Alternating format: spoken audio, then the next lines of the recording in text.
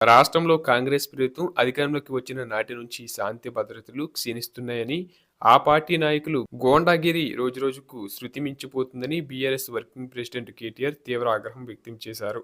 కామారెడ్డి జిల్లా ఎల్లారెడ్డి నియోజకవర్గంలో జరిగిన అమానుష ఘటనపై ఆయన తీవ్రంగా స్పందించారు. సర్పంచ్ ఎన్నికల ఫలితాలు అనంతరం కాంగ్రెస్ నేతలు భౌతిక దాడులకు తెగబడటం పిరికిపంద చర్య అని మండిపడ్డారు.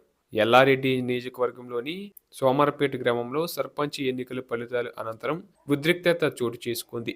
గ్రామంలో బీఆర్ఎస్ తరపున సర్పంచ్ అభ్యర్థిగా పోటీ చేసిన బిట్ల బాలరాజు ఫలితాల తర్వాత తన కుటుంబ సభ్యులు అనుచరులతో కలిసి ఇంటి ముందు కూర్చొని ఉన్నారు. ఈ క్రమంలో ఎన్నికల్లో గెలుపొందిన కాంగ్రెస్ అభ్యర్థి స్థానిక మండల అధ్యక్షుడు సాయిబాబా ట్రాక్టర్తో అక్కడకు వచ్చి బీభత్సం సృష్టించారు.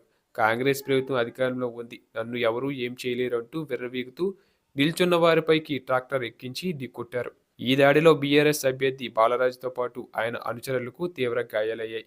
వెంటనే స్పందించిన స్థానికులు వారిని ఆసుపత్రికి తరలించారు.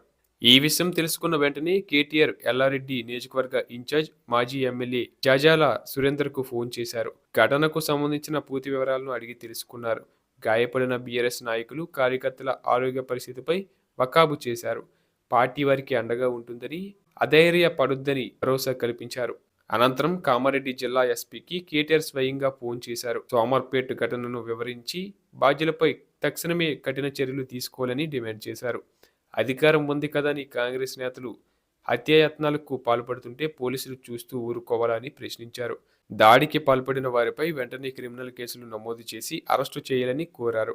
రాష్ట్రంలో ఇదే పరిస్థితి కొనసాగితే బీఆర్ఎస్ శ్రేణులు చూస్తూ ఊరుకోబోమని, ప్రజలు, కార్యకర్తలు తిరగబడే రోజు దగ్గరలోనే ఉందని కేటీఆర్ హెచ్చరించారు. అదే జరిగితే రాష్ట్రంలో శాంతి భద్రతల సమస్య తలెత్తుతుందని, అప్పుడు తీవ్ర ఇబ్బందులు ఎదుర్కోవాల్సి వస్తుందని హెచ్చరించారు. చట్టం తన పని తాను చేయకపోతే పరిణామాలు తీవ్రంగా ఉంటాయని స్పష్టం చేశారు. గాడి తప్పిన కాంగ్రెస్ నేతలను కట్టడి చేయాల్సిన బాధ్యత పోలీసులదే అని ఆయన తేల్చి చెప్పారు.